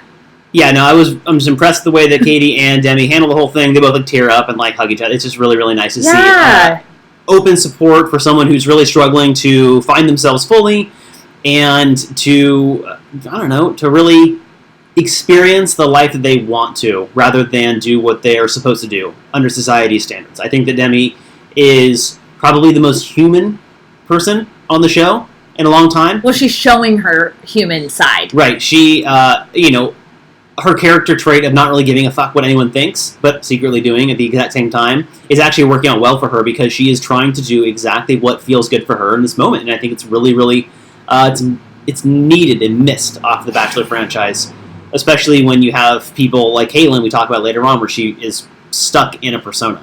I would argue that it's needed and missed in our world. Oh, well, yeah, I think that so many of us live by the shoulds of society and not live the life that we want because we're told by anybody that, that's not how things work, or you can't do that, or that's not how we do it in this family, or whatever it is. Yeah. We all live by these constructs, and I love when somebody just takes a step back and says, well, wait a minute, why? Why do we live by these constructs? Why can't I just be me? I also think, I reflect back to when she was on Colton Season, she labeled herself as promiscuous. I find that so fascinating, and my take on that now is that she's confusing promiscuity with fluidity of sexuality, because if she's attracted to everyone around her in some way, if she's attracted to both genders, as she's stated, that can be very confusing. And based on what our society has labeled people as, like, bisexual people still get labeled from all sides as people who are indecisive, they're promiscuous. So all not true, by the way. Not all true. I just want to Yeah, absolutely.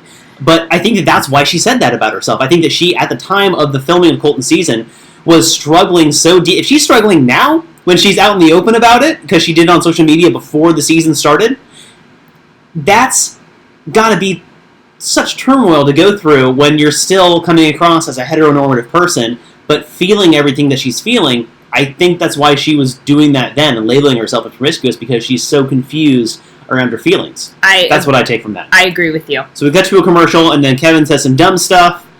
So and now the swing dancing move gets criticized. Yeah, so we can kind of skip through this pretty fast. But Kevin is very insecure. He just sits there and starts saying that Blake is like really unattractive and he doesn't understand why all of this is happening. And again, this is all coming from his own insecurity. Yeah, I'm sure he's not attractive because nobody wants to all sleep with him. Calling other people ugly does not make you prettier or more handsome. Calling other people stupid does not make you more smart. Yeah. Like, these are very common things, and yet it happens all the time, right? Like, I agree with Tamara in the comments. I hope the editors let us actually meet this person that Demi is romantically involved with, rather than just highlight how, 2 girls kissing for all of America. Yes. So this is when we learned that Blake did fly to Birmingham to see her, and she is telling Dylan. It just gets worse. So Hannah's telling Dylan at this point, and Dylan then walks back and tells Mike and Derek about it, and he doesn't understand why she didn't tell him. Then we cut to Blake telling other people. Tayshia talks about how she feels blindsided. Tayshia comes to grab Hannah. Then they talk about it. Hannah says that she was trying to respect Blake's privacy and his desire to explore other relationships. And Hannah says that she feels Tayshia mean-girled her. And then we cut to a commercial, and then Dean comes. Well, we also get Kaelynn, who is talking shit to other people about Blake, but then we get an in-the-moment interview where she says she just wants to move on. Pick a side. Like, talk shit or move on. You keep doing both, and it makes you look like a liar. And that's not a great look, because you're saying one thing, but then doing a different thing that is not what you said. It's kind of an issue. Yeah. And I feel like it's going to catch up. Also, here's my thing about the Blake stuff. My real criticism of Blake is coming on the show at all. Because if you're a hit in the Bachelor franchise women's world, which he clearly is, why come on Paradise at all? Because, you flew across the country a week before it started to see someone who's probably going to be on it with the full knowledge that you had already hooked up with two of the women who are probably also going to be on it not that much long ago. Like, you're building a horrible recipe for destruction for yourself. Like, take a second, observe the situation you put together, and then choose to maybe not go on the televised portion of the life you're choosing for yourself. And, that's the real mistake here. It's not being a single person and doing what single people do with full consent of all parties, which is what he's been doing. Which is fine. The mistake is going on TV about it. Oh my god, it looks so bad now that we've had these 3 episodes of trash talking you around dating women, and then we find out you flew to Alabama and you talked to Hannah, kissed, and then left. Are we supposed to believe that? Yeah, I don't know. I don't believe it. I don't know. Anyway, that's my real issue with Blake. Dude, you made this bed now, and now you lie in it. So Tamara says, do you think that Hannah G should have told Tayshia? I've heard both sides of the argument. I feel like it doesn't matter. So that's me. My comment on this is, I personally, like, as a human, I don't believe in shoulds. I don't. I think that we use the word should to project other things onto other people and onto ourselves. So I think that in one way it would have been helpful for Hannah to tell Tayshia, and I think in other ways it's really none of Tayshia's business. Yeah. So and both. I don't know. It doesn't matter. It's very inconsequential, and it would not have changed anything. I see this whole situation as being both Blake and Hannah's faults. If they like each other, go date. The thing is that it's not really Tayshia's thing to know. However, the more secrets that Blake and Hannah keep from the group that inevitably come out, that's the problem here. The problem is not what happened. But that's what I'm saying. It's the secrecy around it. I think that's the real issue here. And I think that Tayshia does have a leg to stand on being annoyed, especially because they were friends. I also think that there's a separation that people talk about in the comments, the separation of the show and the real world. The lines are now really blurry in this season, and it's making it a little confusing because we don't know what happened in Alabama. We don't know what happened at Stagecoach, except for some stuff. But so it does seem like Tayshia's anger is misplaced on Hannah. I don't think that Hannah did anything wrong, but where I do understand Tayshia saying her experience was tainted is that her first date right away, Blake took her. Yeah. And now, again, this has nothing to do with Hannah. Right. I think that tainted her experience because from the beginning, it seemed like Blake was going after her. Yeah. But Hannah could not have changed that. Yeah. So, yes, I think it's misplaced on Hannah, but I do understand why Tayshia thinks that her experience was tainted. Yes. And to respond to Emily says, the whole situation is why making connections prior to the show should not be allowed. Unfortunately, now in this world, we can't police it. And by we, I mean, ABC. We. ABC cannot control these people. There's too much time between the seasons. Yeah. Between when Colton's season aired, God. filmed, and when Paradise filmed, there's way too much time, and there's too many just life events that the Bachelor people get together for press things. They get paid to go to also. They get paid for appearances. Oh, yeah. There's a whole world where they're gonna meet, most likely. I'm actually surprised that this stuff hasn't come up before, because, how many events are... Well, it has. As much as this. I'm surprised it took this long to get this big and this much of an issue on the show, because, they're always doing stuff together. After every season, the cool people go do stuff from each season. It's a whole thing. So... All right, we're at an hour 28. Yeah. Let's get through this. Dean shows up. Here's something that needs to be discussed really, really quickly. So Dean shows up. All the girls like Dean. Yay, Dean. He also has a shitty mustache, and I can't stand it. Neither can Chris Harrison, so we're together on that. It doesn't look good, and that's my personal opinion. The one thing that I will say is, I don't like mustaches in general. They're not my thing. What I will say is Dean appears and feels to be more comfortable in his own skin than I have ever seen him before. Yes. And that, to me, makes him more attractive. Yes, I'd say that he, from what I've seen before, and they actually go do a cut of him back on previous versions of the show. Like, he looks uncomfortable in his skin. Yes, here's what it is. To me, in previous seasons that I've seen him on Bachelor in Paradise specifically, he seemed like he was trying to escape who he is. And he always seemed like kind of fucked up, and like usually he couldn't commit to any. He was in trouble for dating multiple women, and he's like very aware of his past on the show and kind of wants to make amends.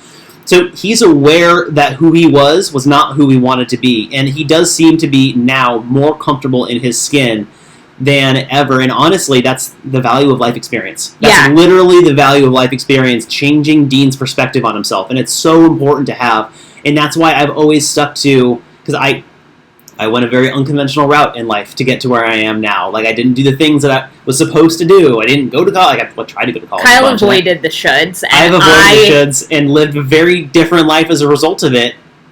And I think that that's something that our society does not encourage. And you're looked at as an outsider as a result of it. You're like, he lives in a van. He's like, wait, he's a dude who's... I think it's great. No commitments, and he gets an opportunity to go on the show and like date around, and then he just goes travel more afterwards. Like, if you have no commitments and you don't want any, he's living like the best life right now. For him. Yeah, right? Like, for other people, that would be horrible. And Janine, I agree with you. So Janine says she likes the mustache because it's the physical embodiment of his new confidence. That's a good point. And like, I totally get that. Again, like, visually, objectively, I don't like mustaches. I think it looks good on Dean because of how he's wearing it. Yeah. Like, it's the confidence behind that makes it attractive. It's like what it means almost versus like what it is. I wouldn't want to personally like kiss him. I just think that like it's just gross and so germy. Anyway. So some stuff happens here that's really, really interesting. They're at the bar, and Christina is talking shit about Kaelin when she's directly behind her. I honestly don't think that Christina knew that Kaelin was there. No, there's no way. And so, like, and the guys both see each other and what's happening. The guys that the girls are talking to, and they're both like, "Can we, like, you want to go like somewhere else and like get out of this situation?" So here's the issue, though. What Christina was doing there was kind of shitty, right? Like, check your surroundings before talking shit. Like, if we go see a Broadway show and I feel like criticizing it afterwards, I wait 2 blocks. Like, I just get out of the immediate vicinity of someone who may... Because you never know who's sitting behind you or in front of you. Exactly. So, you just take into account your surroundings when you talk shit about anything. So, here's the problem. That's the advice of this whole episode. Look around you before you talk shit. It's true. Best advice ever. Pay attention to who's around you before you talk shit about anything. So, here's the issue, though. Kaelin begins crying. Christina leaves. Kaelin begins crying and then says that Christina has been slut-shaming her all over the beach. We have 0 evidence of this. There has not been any recorded evidence shown to us. No one else has been talking about this. This, to me, based on Kaelin's example that she has shown of herself on the show, this to me feels like a bold-faced lie that she is saying to get out of something uncomfortable for herself. But we don't know that. I do know that Christina tweeted at her immediately afterwards this came out that's lying. Like, you lied. I forget exactly what she said, but she's like, you're airing my dirty laundry before I even got on the beach. So Kaelin seems to be the one to stand inside of a glass house and throw a lot of rocks. Look, that's just what I'm seeing. Yes, and Christina is also standing in a glass house throwing rocks right back. Oh, absolutely. I think that both of them just need to mind their own fucking business. So agree. Let's move on from that. Dean takes Kaelin. Dean ends up asking Kaelin out on the date, and Mike is bummed. Cam is depressed. We already talked about this. And Dean on the date says a quote that I wrote down: "The more things you try to hide, the messier they become." And I loved this because it really showed me as a viewer, and from like the therapy psychology standpoint, like he has learned from what happened, not only on his season in Paradise, but like in life. Yeah. And he just doesn't hide anything. He and Kaelin have, and I noticed that this is the most natural I've seen Kaelin be. Yes. Is around Dean. His transparency about like, yeah, I shower in rivers sometimes. And like... She's like, what? He's like, yeah, this is what I do. And this is when she starts to talk about, she says, I've been trained to put on a persona that everything is perfect. Yep. And what happens, she's experiencing cognitive dissonance. Mm-hmm. And what happens when there's cognitive dissonance is that we get things like anxiety, we get things like depression, because the way that we are being is not in alignment with how we feel and what we're thinking. So if she's having to put on a persona that everything is perfect, and she does not feel that inside, which, hello, there's no such thing as perfect, so of course she doesn't feel that inside. Right. That's going to continue to bubble. Then on top of that, you add in the fact that she is a survivor of a sexual assault. That has serious impact. Yep. Now, she's still responsible for her own treatment. She's still responsible for taking care of herself in a way that then she can move back into the world. And before she starts dating or sleeping with other people, mm-hmm. she needs to do that internal work so that she doesn't take that and then project it onto other people. Yeah. But we need to acknowledge that that's part of this. And we actually didn't acknowledge that last week. And I felt poorly about that when we ended our live stream, because it is a factor in this. And again, yes, there's personal responsibility. She needs to take personal responsibility. She is an adult. Yeah. And she's still only 23 and has been through a lot, and seems like she was told a lot of shoulds. And the fact that she said that she had to be this perfect persona, it makes total sense to me why she was so enamored with Dean, and why Dean, being himself and being this, like, my hair's long, I got a mustache, I shower in rivers, I live out of a van. She's like, holy shit, this guy is actually living to the beat of his own drum. Yeah. I want to be more like that. Yeah. And I think that that's a wonderful thing. So totally, that's just my 2 cents around that. I thought that the date was actually really nice. Yeah. And I wrote down, she hasn't met anyone who doesn't give a fuck. Yes. To me, also, the way Kaelin is now is a result of not doing what Demi and Hannah B have done. Demi and Hannah B have changed so drastically because they've been focusing on themselves and growing a lot.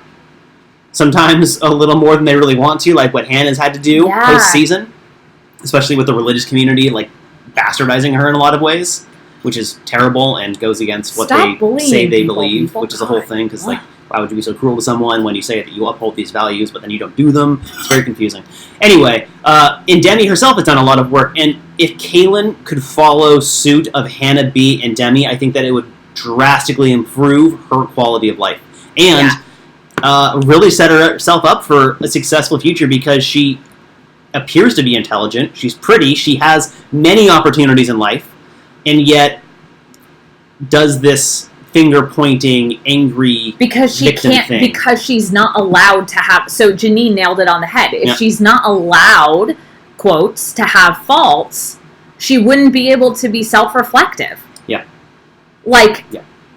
And honestly, it shows that Kaelin, when she was talking to Blake, post all the text that we saw, everything else, Blake's not a person who's able to really give her the support and guidance that she needs in her particular situation. He's not a therapist. Like, she needs to be talking to someone who can help guide her through her emotions. The two of them trying to navigate the lie that they're building together, I'll keep reminding everyone, that's not a healthy situation. That's probably making her worse, and him, too. Yeah. Like, they... Anyway, that's okay, so Dean and Kaelin's date, good. It's good. That's the summary. So, God, we have so much to talk about, and we need to, like, whip through this, because we're getting, we got a thumbs down. That's sad. That's well. It's okay if you disagree with us. That's if you can tell us why, I'll give you props. Yeah. That's my challenge. Whenever that happens, because it happened on my podcast, too, I invite you to tell us why. That's all. We want to know. It's okay if you don't. And it's okay if you don't agree with us. Like, that's what makes the world go round. Right. So Demi is filling Tayshia, and Tayshia asks her really good questions. Yeah. Like, really good questions. Super supportive, though. And this is now when Christian walks in. I had no idea who this was. They had to remind us who he was. So he went home night 1 of Becca's season. And then they remind us that he's the one who got confrontational and talked shit to Jordan at the Men Tell All. And Jordan labels him with some very model-specific criticisms Which was silly. So we can skip through basically this whole recap. Christian picks Nicole out. They go on a date. They Clay's speak in upset. Spanish. They have a lot of chemistry. Yeah. And Nicole says she's afraid that Clay is too passive. And Clay says, I'm not really good at expressing myself. We addressed this earlier when you were talking about men learning how to express feelings. Yeah, Clay also said that he's a one-woman guy, which, bro, if you're a one-woman guy, why are you on a show where you date multiple women? Well, okay, so I'll Just my thing. I disagree with that. I think that it is totally okay to say I'm a one-woman or a one-man or whatever person to go on a show where you want to find that one person and you personally don't want to date multiple people. I guess. He's not criticizing her. I guess. I just feel like if I would be uncomfortable going on the format of the show if that's also the person that I was. Does that make sense? Like, I don't know. It's yes, but okay, that's Whatever. fine. So, okay, this is when a huge issue comes up that I wanted to talk about on here. Is he says to Nicole, Clay says to Nicole, do you think I need to be more aggressive? And then from this point forward in the show, the term aggressive and assertive get interchanged. And this happens so often, both in our work, in day-to-day life, and I wanted to point it out. So important. Being assertive is not being aggressive, and vice versa. And those two words literally get interchanged. So if you were to say, no, I disagree with you on that. I think this, and I want this. That's being assertive. Mm-hmm. If you just say, no, I'm not going out tonight. Thank you, though. That's being assertive. Yeah.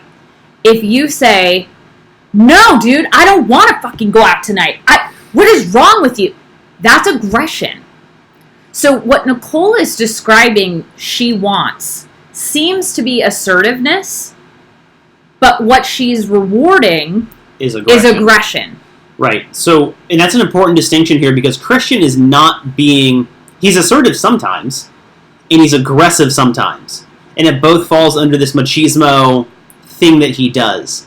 Where it's like how Jordan is on 100% of the time, but it's like another level of, I'm going to rub it in your face. Like Christian taunts Jordan when he comes back from the date with Nicole. Openly. That's aggressive. That's aggressive. And it's also like you're trying to spark a fight. Right. Being assertive. Okay, Dylan is not being assertive with Hannah. Yes. Right? So when somebody is being like passive or passive aggressive, that's not being assertive. But there's this weird line between assertive and aggressive that a lot of people think is very blurry, and it's not blurry. It's very clear.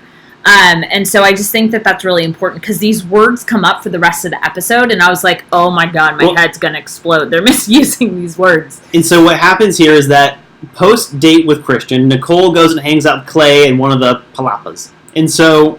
Why did you say that like that? Because like kind of like the palapa. I said it sort of sarcastically because what it is like a bed set up on the beach somewhere. It's like a real... Anyway. Wait, what is a real palapa? I don't know. It just doesn't feel like those. Those seem very staged palapas. What is a palapa? It's just an umbrella, I thought. It's like a front... It's not important to this story. Anyway. I'm going to look it up. Yeah, look up what a palapa is really quick. Fact check me in real time here. Yeah, I am. So anyway, Clay and Nicole are laying down under the... Palapa is an open-sided dwelling with a thatched roof made of dried palm leaves. Okay, so by that definition, they are in a real palapa. Great. So anyway... Fact check. They're sitting underneath the thatched roof, open-aired building, and Christian walks up and says, hey, I want to finish my date with Nicole. And Clay's like, you did. Now I'm hanging out with her. And so Christian does this thing where he's being aggressive in this case.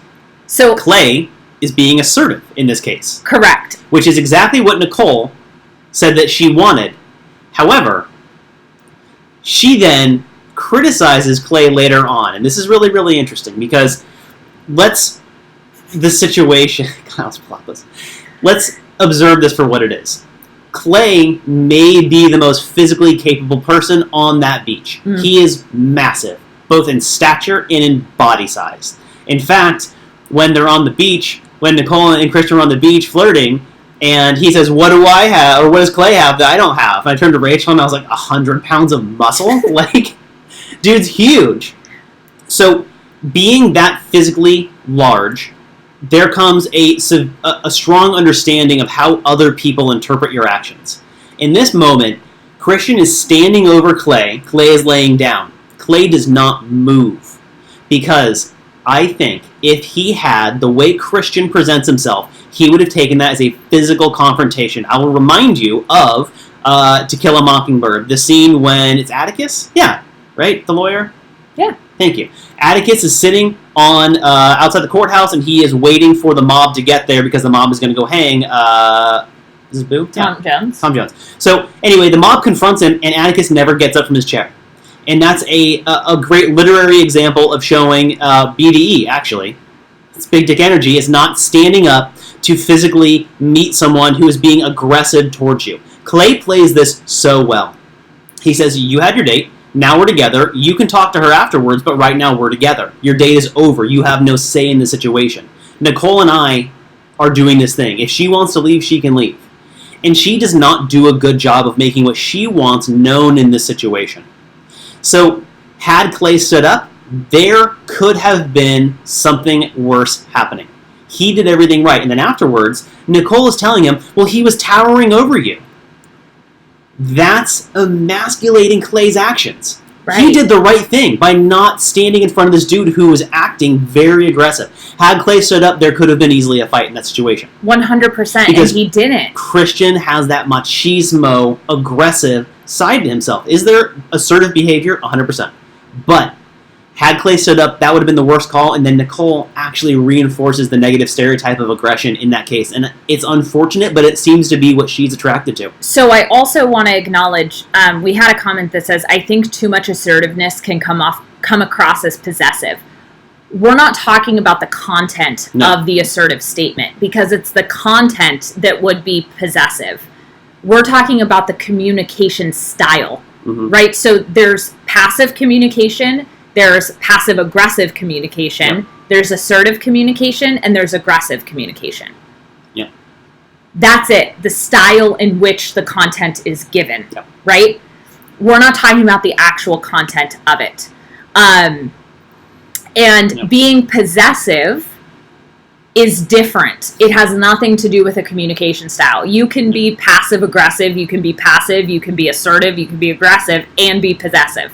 Those two are not, they're not related, if that makes sense. Yeah, it's really interesting. So afterwards, then Christian, he finally, gets her to say, I want to talk here. And he's like, okay, cool, now I'm good. See, I'm cool, I'm walking away.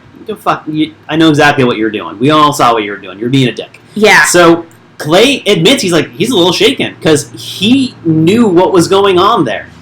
I don't think Nicole fully understood the situation where Christian was physically threatening Clay, whether or not he made intentions around it, that hand-holding thing.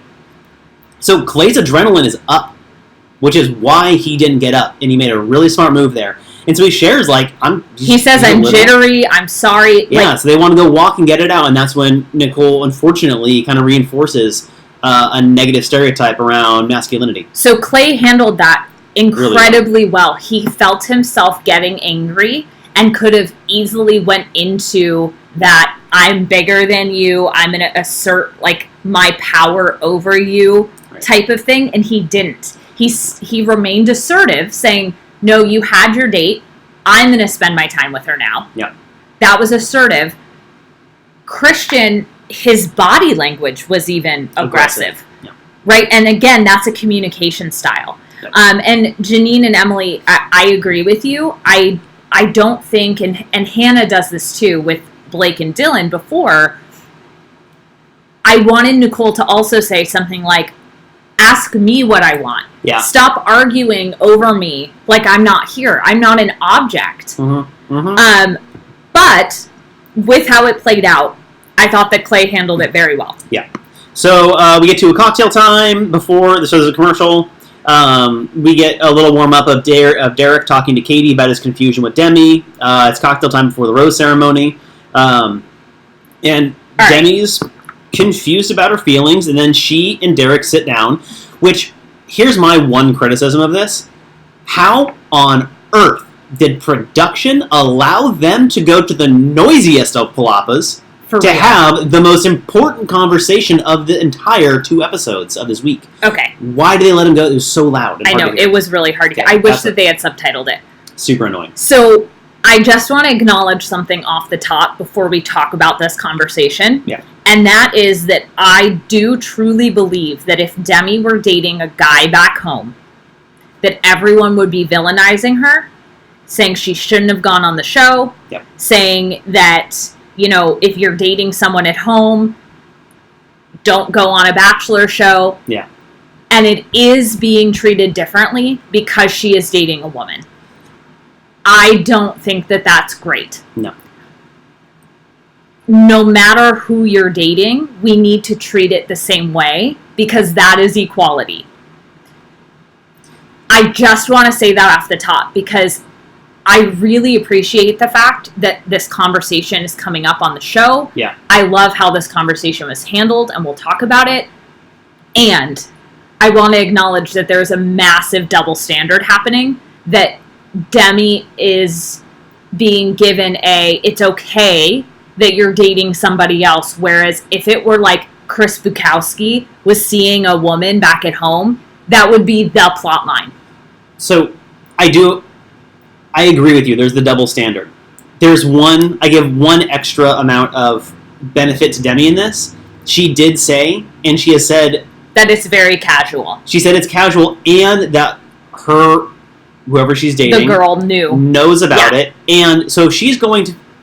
I think if there was a guy doing it, it would be painted in a negative light, and there would be so much more focus on him reinforcing that, like, hey, she's cool. I have this written note saying it's cool. Right, like I got a permission slip. But I think that the show is not equipped yet to handle gender and sexual fluidity. So I think that they're trying to do their best. Yeah. I think that they're doing a okay job of forwarding a conversation. I think that Demi sharing that her dating partner back home, I guess you say, person she's dating back home, being fully aware of the situation kind of gives her a pass on this. I think that if it was a guy, he would be getting a lot more criticism. But I think it's okay. So here's my thing. In this, I think if it was... To me, this is an and situation, not an or situation. Yeah. I think that it can be true that... Wait, hold on.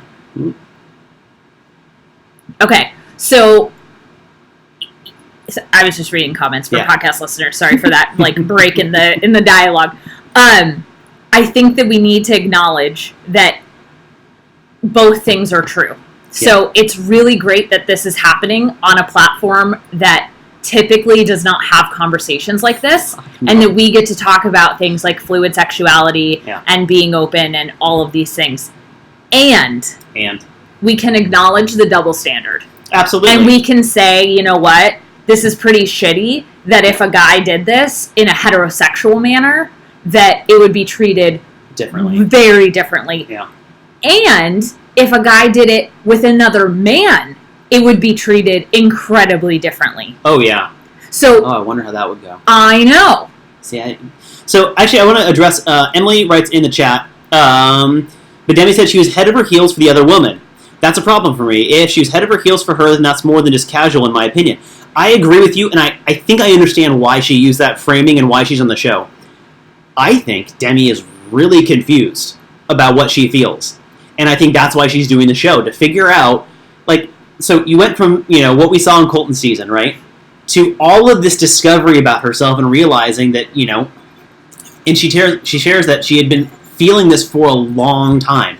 She's only 23, so a long time could be 10 years. Who knows how long she's been observing that she's attracted to men and women and not really been able to address it. And now she's able to do it openly. That's really scary, I think, for her. I think that's a huge step in her life. That's scary for anybody. Well, and she's young, too. She's 23. And massive social media following. A lot of people probably started talking shit to her about that. I'm sure she's gotten harassed as a result of this.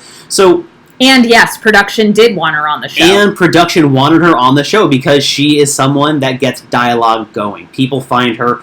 She's funny, she's charming, she's a good narrator. She's literally a Bachelor producer's dream. Yeah. on top of being very conventionally attractive. Yeah. She's all of those things, which I think is also why she gets a break on this, because I agree. She looks like Miss Americana. Surprise, she's dating a girl. What? Right. That's not normal in our society. So I think that's what normal, I know. Air quotes for podcast sarcasm. For podcast listeners, sarcasm. Gotta cover my bases here. So I think that's why there's a little bit of an uncertainty of how to handle this, and I think that's why she's dealing with this, because I gotta imagine the inside of her head is a very conflicted place right now, because you got X amount of years of being told a man and a woman are together and that's it, and now you're realizing that that's bullshit and you can do whatever you want because you're a human being and you have complete control over that. And going forward in life and then living in the society that struggles with it, as someone who just chooses to not conform to what society says, that's challenging, and that's why I give her a big fat pass on having a relationship at home that's open and is both they're both open about being. So it's not that I don't think she needs a pass. I think that the double standard comes from production. Oh yeah, and the fact that like typically the people around them. So like if Chris Bukowski, I'll go back to my example. If Chris Bukowski told Annalise that he was dating a woman back home, everyone on the beach would have known. Annalise would be crying. Right. But be a whole thing. Demi telling Katie and Tayshia, no one's telling anybody. They're respecting her privacy. They understand. Right. That's so true. Like the whole thing is being handled completely differently. Do you imagine if Blake had an open relationship? What if Blake had a guy back home? I'd be okay with that. I know, but I'm saying, like, from production and the viewer standpoint, it would just be handled so massively differently. If Blake had a guy back home, Kaelin would implode. Oh, everybody would. It'd be hilarious. So now that we have just the acknowledgement of the double standard, we've acknowledged it, now we're just going to talk about the interaction without the double standard piece. Okay? Cool? I love this conversation. I did too. So Demi shows incredible emotional maturity for her age. It's stunning to me, actually. And there's a huge difference. I mean, come on, we all know that like somebody who's 23 does not have the emotional maturity of someone who's 32. There's a almost decade there of difference in life experience, which, as we talked about earlier, life experience really shapes you. Dean as the example. So she says that she wants to talk to him about something hard, that it's not necessarily a negative thing, but it's just really hard. And she acknowledges that she's been avoiding his questions around dating. And when he is asked, like, when was the last time you went out on a date, like, she's been dodging it and saying, we'll talk about it later. And she tells him that, she's been seeing everything that we've talked about. And the very first thing that Derek does, which fucking standing ovation, is he thanks her for telling him and acknowledges how hard it is to open up and trust to share that information. Before he brings himself into it at all. Love this. He acknowledges the courage that it took for her and the trust that's between them for her to share this with him. Now, and on the show. And on the show. Then he asks her how she can basically do this simultaneously, which is an extremely valid question. And the way that Demi answers this is that it's just so different, that they're both different and that the relationships are different. Mm-hmm. And the way that Derek interprets this, which he says in his ITM, is I interpret that as I just need to be me. Yeah. And if we're going to be together, we're going to be together. And if we're not, then we're not. And like, figure it out. That is the most secure, healthy shit I think I've ever heard on the show. Oh, yeah. Absolutely. Just Jim Halpert 2.0 for the win. 100%. Like, for real, yeah. Derek handled this conversation so well, I wanted to jump through the TV and give him a hug. Yeah, the two of them handle this super well. And he's super supportive, very understanding. And he asks her, like, he basically tells her, like, I'm okay just seeing what happens. And she seems to be a little surprised by that response. I think that she expected a worse response. Yeah. And then, similarly to, I think that she expected a worse response when she told her parents, and that they were also very, like, warm and loving. Yes. So I think that...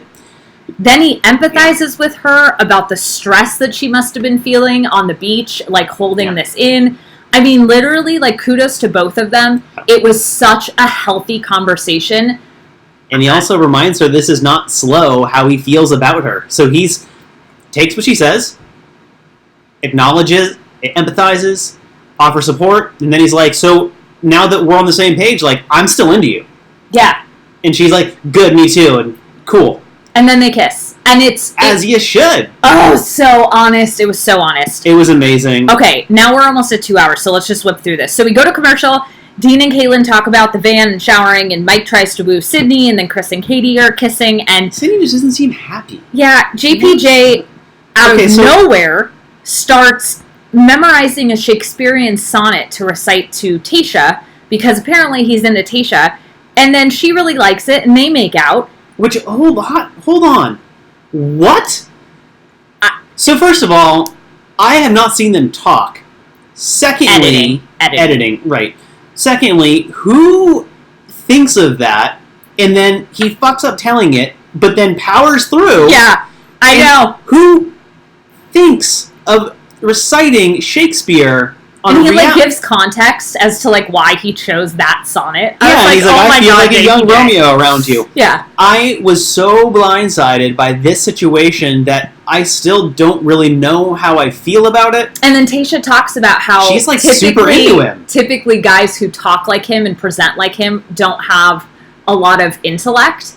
And, you know, she's from Southern California, and as somebody who lived in Orange County for a while, like, I can attest to that. Most of the guys who present the way that JPJ presents are not typically very intellectual, and that's not a criticism, it just is.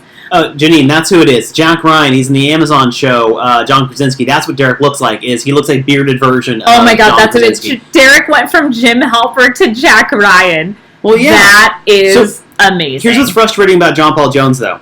We've been shown that he is a human gimmick.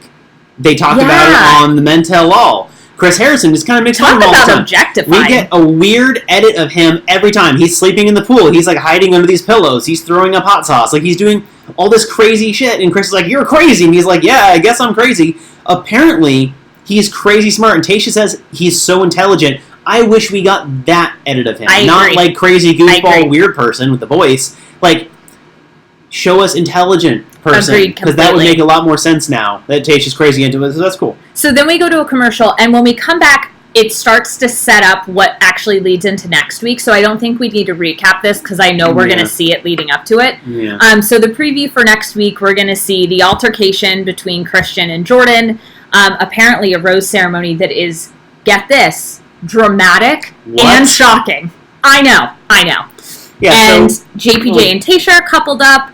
Hannah Brown drops in, and it has something to do with Demi's girlfriend. Yeah. At least that's what they're making it look like.